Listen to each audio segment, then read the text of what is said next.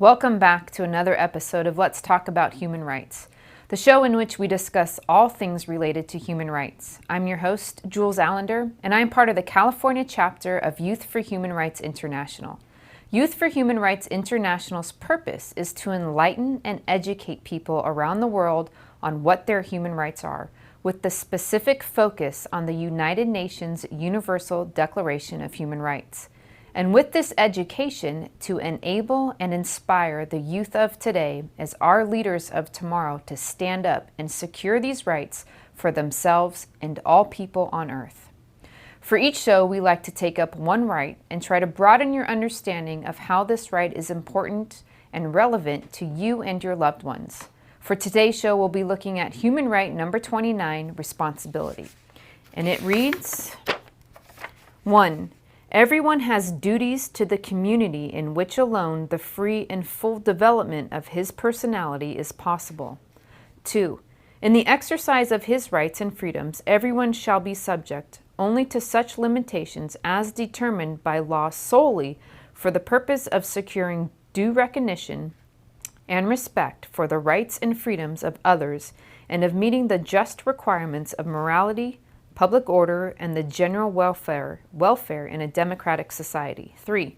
These rights and freedoms may in no case be exercised contrary to the purpose and principles of the United Nations. Let's take a look at a short video on this human right.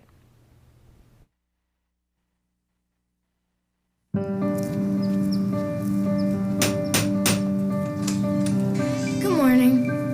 I'm here to read you your rights. My what? We're all free and equal. Don't discriminate. You have the right to life. You have the right to life and to live in freedom and safety. You have a right to education. You have a right to your own things. You have the right to social security. You have the right to play. You have the right to democracy. You have the right to asylum. You have the right to take responsibility. And no one and nobody can take these rights and freedoms away from you. Why are you doing this? You have a right to know.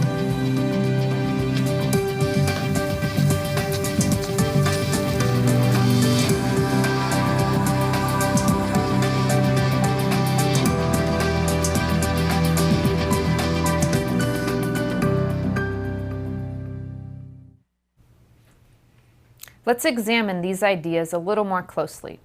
We have a duty to other people, and we should protect their rights and freedoms. It says duty. A duty is more than a request. A duty is a personal commitment to another person, group, or organization. It is something that compels us to act toward a given purpose, a moral commitment. Other people need your help. They need your assistance. They need your advice, and they need your friendship. But above all this, they need you to watch out for them to ensure that they have their human rights intact. This is no small job and not a job just one person can do. And it isn't good enough that they have heard about human rights in some far-off distant place. They need to know and experience these rights where they are living, working, and going to school. It is a special type of person who cares enough about another person to ensure that their rights are intact. This person is a cut above the average guy. They are not so self-centered that they are just fixated on their own situation. They are aware of others and how they are doing, and they are trying to be effective in helping them improve. The only way you can be that kind of person, a person who is ensuring others' rights are intact, is to be as aware as possible, as attentive as possible, and to be educated about human rights. And you will need help. This is a big job. Many parts of the world have just about given up on human rights today, or so it seems. It's just survival of the fittest or who has a bigger gun. But things don't have to be that way. Things can be reasoned out. The environment can be calm.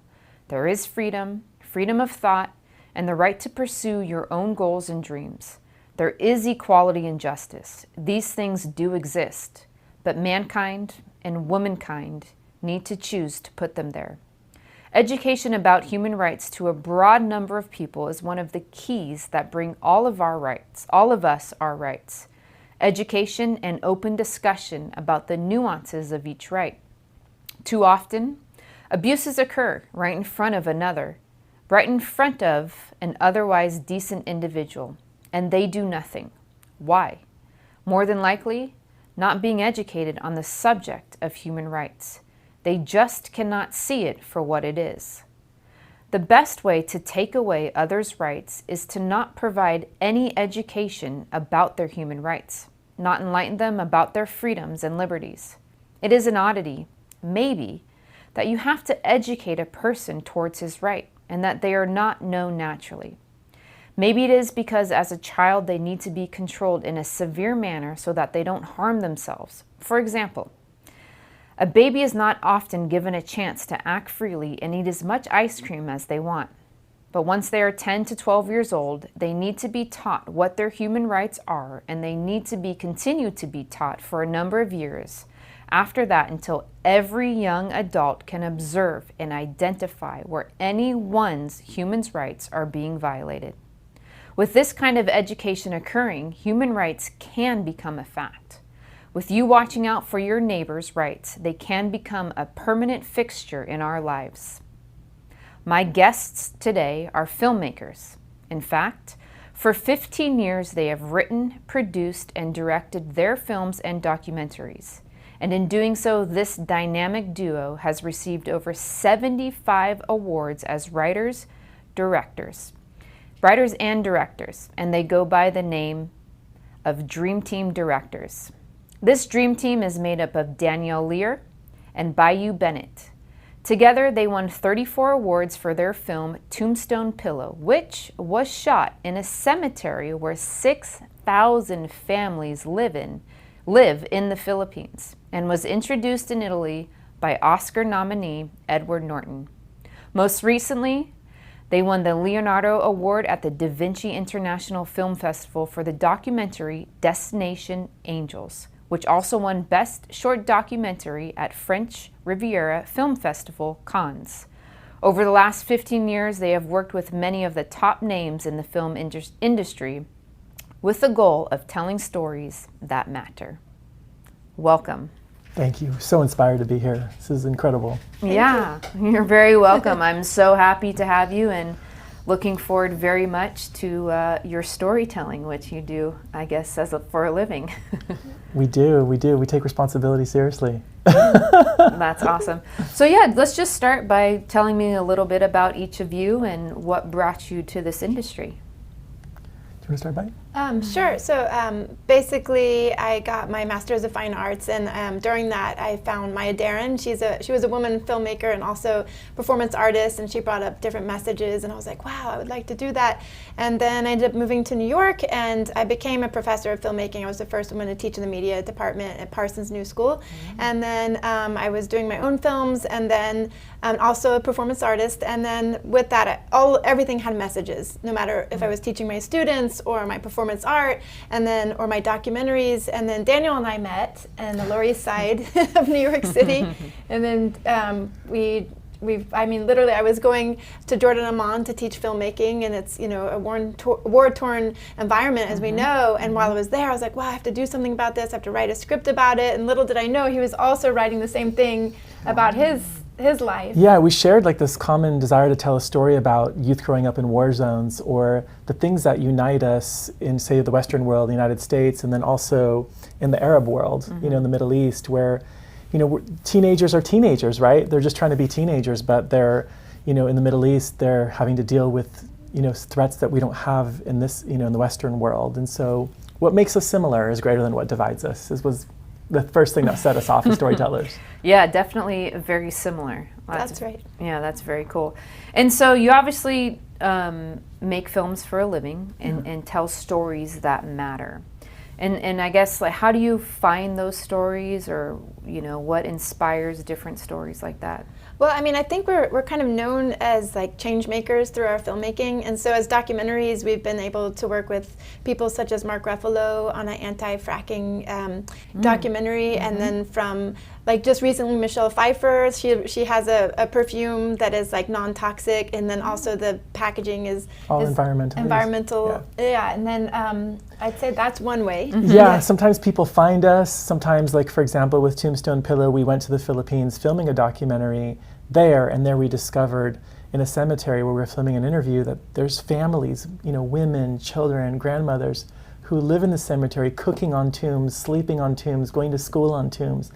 And that was a story that something we couldn't get out of our mind, and something we absolutely felt we needed to put our filmmaking to work to make the world more aware of this, and to somehow, raise awareness and fight for this community that we just couldn't imagine that human beings deserve to live in that state, and the human right of food and shelter is so important in that context. And it's like, we're just gonna take education with entertainment, and we're gonna, change the world. That's what we do every day we wake up. That's our mission. God, what's more fun than that? I mean, seriously. Exactly. Purpose-driven, and you can create. It's very cool. Thank you. So I'd love to hear or fill our audience in a little bit more about, Tombstone Pillow. Sure. Yeah. Yeah, Because it's a wild concept. Yeah, we went to the Philippines because we were following a group of doctors there who were there dedicating their time and their skills and their experience to help individuals there from very low income who had all kinds of difficult medical conditions but had no access to health care. And what he means is following, he means documentaries. We were doing that, we were just following them, we were filming them, and so there you go. And then, that's a big difference, right? that's a big difference. Yeah, so we followed these doctors documenting what they were doing and how they were helping people. And what's so exciting about being a filmmaker is you're thrust into these worlds and universes that you know nothing about. You have no such experience, especially growing up in suburbia like we did here, and I did in Los Angeles, to go to the Philippines in these very outlying regions with very extreme poverty. It really changes your life, and it changes the way that you look at the world. And so during the path of making that film, we discovered this community living in the cemeteries, and we just felt like we really needed to tell a story about it. So we based it on real life events, and then we got the funding for it, and we worked with the Hope for the World Foundation, which is this foundation that helps individuals through medical care with doctors. And it's just been such an amazing story to share this around the world and have people resonate with it, especially during the pandemic where everyone was, locked up basically. They saw that other situations are worse, and the film has this message of helping other people. Whoever's next to you, how can you help? I don't remember exactly who said, if you're feeling helpless, help someone, right? It's that concept. And people were very inspired and moved by the film, that's when we know we did a good job. Right. Yeah, it communicates. I mean, real life communicates, not facades and not fakeness, but I think something especially that can cut so deep like that, right? We live in the United States. There's a lot of things that you don't think happens, and I found out a lot by hosting this show, is interviewing different people in any one of these human rights, and I'm like, there's no way that that's real, right? Because it's so evil. I know. It's so bad. You just go, there's no way that happens, but yet it does. It does. Right. It does. And I feel like with filmmaking, it just has this amazing ability to, reach audiences around the world. And if you do it right, if you do it in a way that's non-preachy, but just like really honest, great storytelling with high craft and also, entertainment, and it really goes far, and you empower communities and you make people more aware. And for example, in our latest film, Connection, which is an environmental themed film, we were commenting on plastic pollution in Africa. And Greenpeace were putting out photos of like this immense plastic pollution in these rivers. And like a year later, the area was completely cleaned up because the governments felt such pressure that they were being exposed for what was happening in that country. And it's amazing. Or like in Connection, we were filming in India in sweatshops. We found out during the making of this film that child labor is completely gone in India in these factories, and the harmful chemical dyes are completely gone as well. So through storytelling, through media, we're able to influence and change the world. that's amazing. Yeah. Well done. Thank I almost you. cursed. No, that is really something. Yeah. And so with that, with the Tombstone Pillow, what kind of, not, I guess feedback's the word of the day for me apparently, but maybe change, or what were reactions to it? Things like that. Yeah, I mean, I think a lot of it was that, wow, okay, this shouldn't be, and also I do think, because the message was definitely about what the beautiful people of the Philippines were experiencing, but it also gave whoever watched it a hope, to do something, and that it's simply by just helping the ones in need. And in our film, the woman comes, she's a witch, not a witch, sorry. Rich. She is a witch at the beginning of the film, for sure. A witch. We had her like Cruella de Vil. Okay, so she was like that, and at the end she's like Audrey Hepburn, and she literally helps and brings food and medical help to the people. And so in that, it was just, I think, giving a lot of people hope and making them realize that they can help, and also getting awareness there. But when we did ask the area what they wanted, they want jobs. That's what they want. That's what we found. We surveyed and found that out. Wow. So yeah.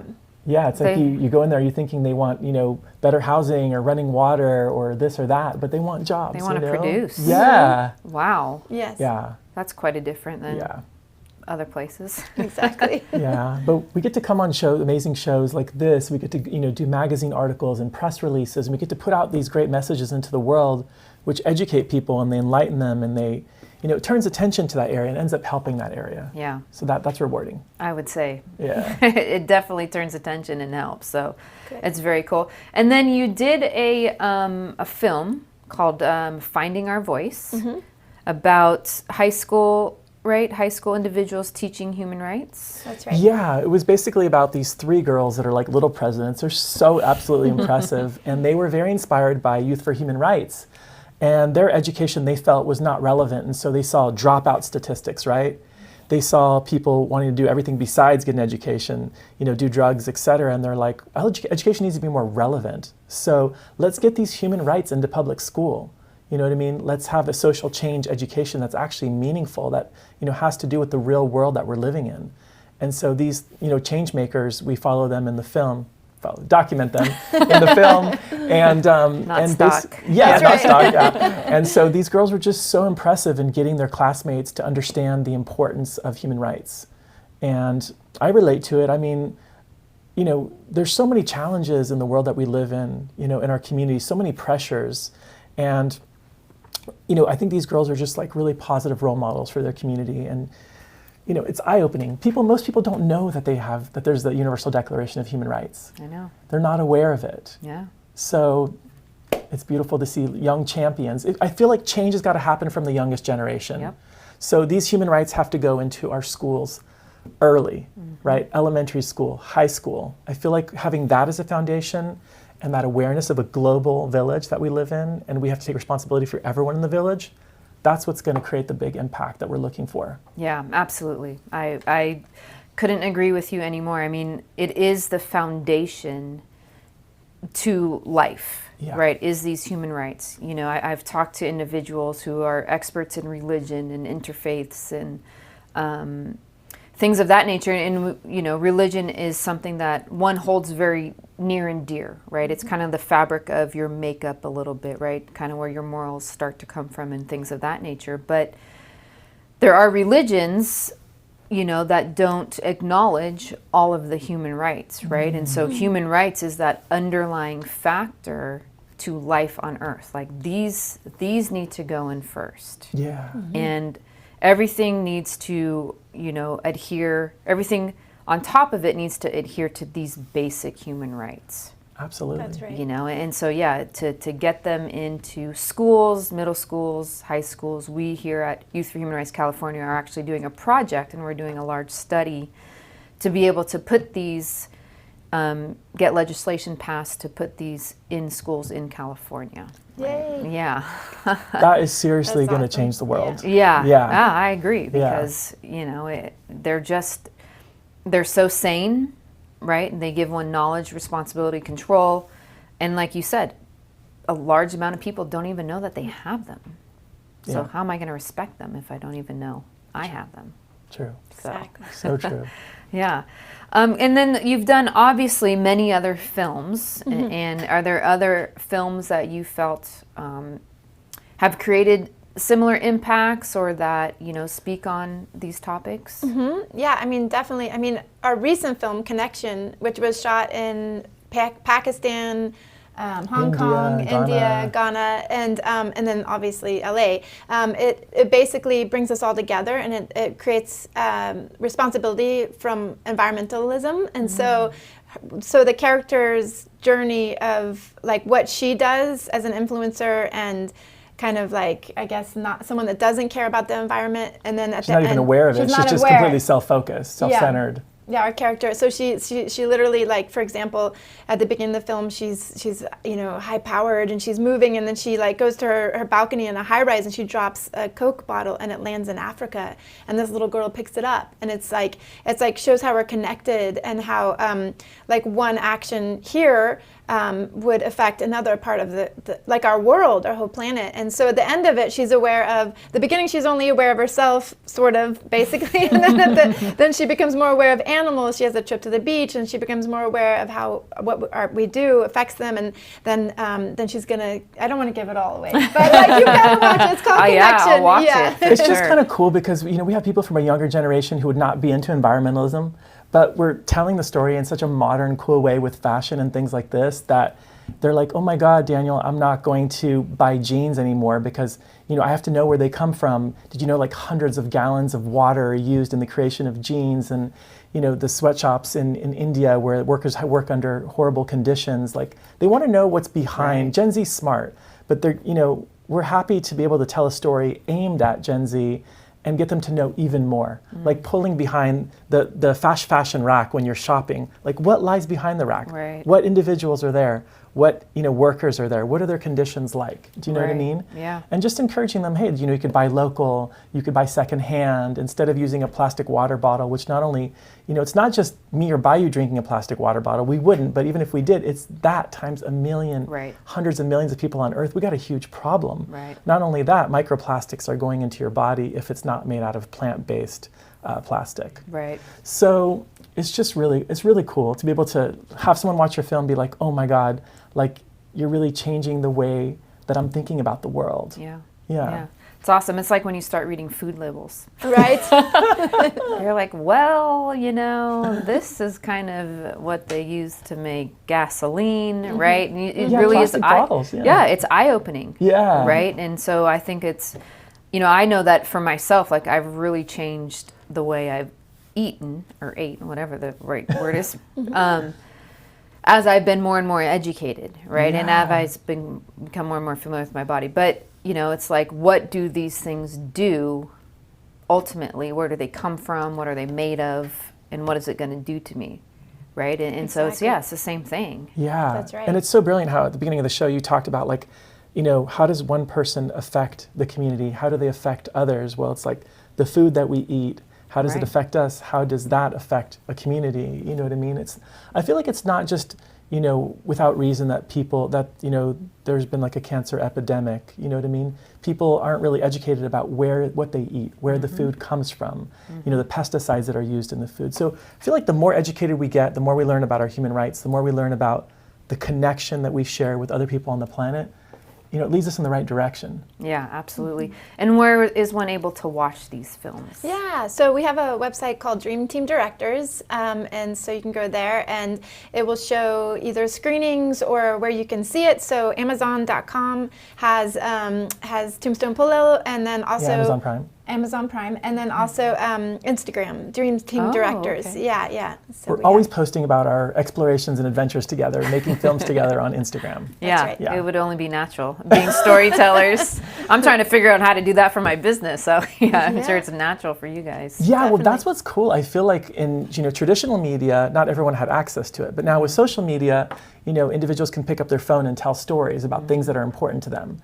So we could start like a human rights campaign with just user-generated content, meaning like people just picking up their phones and telling stories that are meaningful to them in human rights. Right. I think that's what's so cool about the era that we live in, is that we can share stories. Right. Yeah, and then speaking of like reaching people and sharing, so obviously I would assume that you guys come up with the concept, the two of you, and then you work with a crew or and obviously you've worked with some tremendous actors and whatnot. And Do their perspectives change as they see these films and things of that nature, or realize what you're shooting in the stories you're telling? Yeah, I think so. I mean, I think, like, for example, the film, going back to Connection, because it's a recent film, but Barit LaBelle, she's an amazing model and actress, and I think she's worn every dress and everything from the top to, whatever, and she was like, wow, it really has opened my eyes to this, like what I need to realize and think about, where do the clothes come from? And so that was amazing there. And then where else do you think? Like, I think what we really like doing is working with people that are like mutually like-minded. I think that's really exciting. When you have someone like a celebrity like Mark Ruffalo, the guy just radiates just incredible energy. And he just wants to get out there and use his power to give a voice to the voiceless and to help his community and to put out good messages into the world. And the planet. Yeah, and the planet. So when you work with someone like that, you feel uplifted. And then they feel uplifted, and you're working together to do something great. Or recently working with Michelle Pfeiffer, she just has such a purpose to, help people through her environmentalism. Or Jane Fonda, she's out there fighting for communities that are abused by oil and gas facilities right here in Los Angeles, that are being poisoned by oil and gas facilities, and using all of her power and her knowledge of storytelling to tell that story. So getting those people their human rights. Yeah. So it's just the group, the teamwork is where the dream work is. Yeah, there you go. Yeah. A little sports quote. No, I love it. But yeah, I think typically like-minded individuals tend to gravitate towards one another and push that purpose, which can get then pushed on a larger scale. Yeah. For sure. I'm curious, out of all the, you've gone to many places, right, that are potentially poverty-stricken and lack of human rights. Has there been a particular place or a particular situation that's really, obviously we have Tombstone Pillow, which is a pretty big incident, but any other ones like that really stuck with you and you're like, gosh, something needs to be done? Or well, for me, I mean, I don't know. I think it was the first meeting when we had written the film about the Middle East, because I was a professor and I'm literally on a bus, and before we go into the university where the classrooms are, they have to check under the bus for a bomb. I'm staying at a 5-star hotel. I'm lucky, but mind you, I think the year before that same hotel had been, part of it had been exploded, so I have to go into the hotel with, hotel airport security. And so for me, I was like, whoa, these students are just like my students in New York, but they have to be confronted with this every day. And so for me, I think that's something that needs to be brought awareness to. It's not just it's people. It's people having to experience this. Yeah, totally. Yeah. Yeah, and just right on top of what Bayou's saying, I grew up, I was born in Israel, in a very ancient fishing village called Jaffa, and there we have Arabs and Israelis living together. So for me, it's always like, it's working, it's mutually beautiful cultures. Like, why can't we live together? Yet we have suicide bombings, yet we have buses exploding, yet we have wars. Every time we make an advancement, there's some extremist on either side destroying the whole process for everyone. Whether it's a, radical terrorist group or whatever it is, on both sides, we have these unbelievable obstacles. And so human rights can't flourish. So what if we got people more understanding earlier on about human rights? Then we maybe wouldn't be facing these unbelievable just challenges that just don't go away. Yeah, absolutely. I mean, we know education pushes change, right? We get education, we get knowledge, we can push change. But yeah, it's a work. I mean, it's a project. Yeah. Right. It's a grassroots, hit the streets kind of campaign, which is obviously part of what we do, what you guys are doing, right? Just bringing more awareness on every level. I think you're impacting such change. It's kind of like I had this guy tell me the other day about there's 4 stages. Like, you don't know. So you're unaware of I'm not going to say stupidity, but you're unaware that you're unaware, right? And then you're aware that you're unaware. Wow. Yeah. Right? You're like, oh, I realize now that I don't know.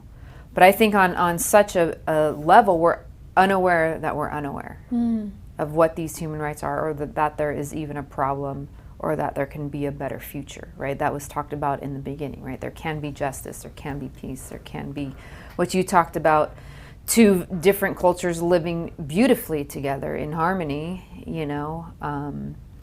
But yeah, we need to at least be aware that we're unaware, and then we can strike some more change. But that's what you guys are doing. You're making individuals aware that they're unaware. That's right. Yeah. Thank you. Thank you very much. Yeah. And I just thank you. Yeah. And I just think it's just so amazing that, you know, Eleanor Roosevelt, like, you know, what a woman, right? Yeah. It's just amazing how, you know, one passionate person who has awareness can lead so many people towards awareness. It's just inspiring. Yeah. There was many a great that kind of got there piece by piece, and then it all got pushed forward. Yeah.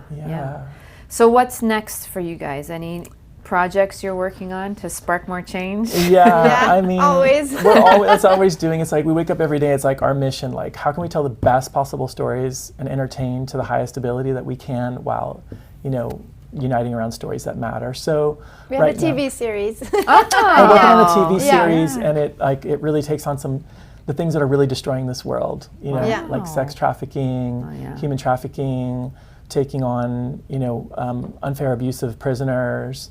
So in jails, and, you know, it's gonna get to the heart of a lot of things that are really destroying our world. I'm excited. But it's gonna be giving empowering. solutions and being empowering, kind of like looking like, okay, you know, we can do something about it. That type of feeling. Wow. Yeah.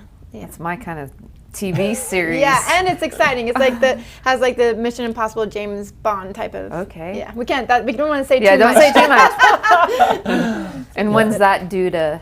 Well, that is, we're working with a really amazing street artist who, you know, the first time we're collaborating with a visual artist who really shares our social change message and our passions about changing the world. And so we've been developing this project, and now we're presenting it to different studios and things like that, and different producers. So nice. Yeah, that's one of the things that we're like, if we can just make our dream TV show, this would be it. You know, it's got everything in it. It's got suspense, it's got drama, it's got social change, it's got art, it's really cool. Yeah. Child sex trafficking is a hard one to confront, huh? Yeah. He told this, you know, it's actually based on this artist's real world interactions doing this, you know, working like to stop this, to infiltrate groups who are actually doing this, you know, sex trafficking. And when I first heard these stories he was telling, I literally could not believe how one human being could treat people as a commodity, not just as a commodity, but as a sexual commodity. It's like you said, so hard to imagine and confront. Yeah, I've had a few individuals and organizations, you know, we have found one of the hottest topics for organizations in human rights. I mean, we've probably had anywhere from 8 to 10 different organizations who work in the area in the United States. Well, there's one that works in Southeast Asia, but in the sex trafficking industry, right? And I mean, I was put into tears, you know, and just like, I don't believe, like, obviously I believe you, but it's jaw-dropping, unbelievable that this is happening, like you said, so gruesomely for one, and it's happening like in my backyard, right? And then you go to areas like Southeast Asia, and I just could not even believe, I mean, commodities. Yeah. I mean, just straight, I'll trade it for a TV. I just couldn't have it, you know. And but it was a great organization, and their solution was getting these families, these women, jobs. Like you had mentioned about the families in the Philippines, right? They want jobs so they don't have to continue the industry that they were born into, which is basically prostitution. So how can we have a job to support ourselves otherwise? So amazing. Here, I gave you your next movie. No, I'm just kidding. Yeah, you're so right. It's just amazing. Yeah. It all kind of rests on the economy, doesn't it? Like having those opportunities to. Yeah, economy, and then, you know, I think a lot of it too can come from at risk. So I don't want to say broken homes, but a little bit foster care, broken homes, at risk. Homelessness is seems to be with the groups that we've interviewed here. It perpetuates it. I need some security. Well, it's not that bad. Yeah. Until it's really bad. So anyways. But yeah, I'm looking forward to your TV show because that's going to be fun. Yes. Anything else you want to share with the audience or anything like that? I just would encourage people, the audience to, just not think twice about taking your phone and just telling stories, because I think storytelling is the most powerful thing on the planet. Because you can take storytelling and you can inspire people and empower people and put out these messages and open people's eyes to things they don't know and make them more aware. So you have the power to change the world, whether it's your phone or otherwise, as a storyteller. And I believe that everyone can tell, a very, very excellent story. I really believe that. And I think use your voice and don't be afraid to speak up for what you believe in. I think that's because we're kind of like taught sometimes to maybe not do that, or that it's dangerous in some way, and in the end it's like dangerous not to. Right. Yeah, absolutely. Yeah. So this, we want to help everyone on our planet, and so I think by communicating and getting your message out. We had a challenge that we did, Be the Change, and we're on the radio with K-Rock, with Megan Holiday, and we had a whole contest, and the best message won, and it was beautiful, and we gave them equipment and to keep going with their filmmaking. So I'd say, don't give up on your dreams, and always realize the power that you have as an artist, and to spread the message of truth. Yeah, absolutely. Absolutely. Thank you for that. Yeah. And then if one wanted to get a hold of you, maybe, how would they go about doing that? Well, our emails are on our website, dreamteamdirectors.com, Instagram, @dreamteamdirectors. You can DM us, you can email us. My phone number's on the website. Daniel at Dream Team Directors. I just it's just my dream to sort of stand for. Well, I think a lot of times in Hollywood, we have stories that are not very inspiring, right. not very uplifting, totally. And, kind of disturbing. And I personally get really upset when I see a really good film that's really, really well made, but is ultimately extremely disturbing and leaves you hopeless. And can we be, the force that turns that around, or at least, one of those key change makers that tells stories that they can be very dramatic and very upsetting and very difficult, but at the end of the day, at the end of the film, you feel motivated. You feel like you can do something about it. You feel inspired. Yeah, absolutely. Yeah. You will do it. Yeah. Awesome. So we ask each guest this last question, and that is, what is your favorite human right and why? Well, I think we thought about it long and hard. We thought the right to education. Yes. We really did, because I just feel like our lives were first changed by learning something at some point that then changed our whole journey and our path. And I feel at different stages, when we get really good education that's really relevant, it really changes our life. For example, recently, I was in a relatively dangerous neighborhood in South Central LA, and there's a place called the Beehive where people from that particular community there can come and learn about entrepreneurship. And Oprah and different people put this together, and it's like walking into a paradise in a very difficult environment. And so that's education. It changes lives. It gets people to understand that they can be entrepreneurs, that they don't have to work a 9-to-5 job, or worse than that, sell drugs and things like this. So giving people that education is that seed that allows it to grow into this beautiful, forest of opportunity. Very well said. Yeah. Well, thank you both for being here, but more importantly for what you're doing every day and making the change that is definitely needed, and you're impacting, I'm sure, hundreds of thousands, if not millions of lives. So really, from the bottom of my heart, thank you. Thank you for doing what you do. Yeah, you're very welcome. Well, that's our show for this week. Hopefully you got some tremendous information and, more importantly, inspiration on what you can do. Pick up your phone, tell your story, be a voice for yourself and others, advocate for human rights, educate yourself and others on what your human rights are. If you have an inspiring story, we would love to hear about it. Also, make sure you check out our social media pages. Our Facebook page is Youth for Human Rights California, and our Instagram and Twitter handles are @YHRCAL. Thank you, and until next time, I will see you then.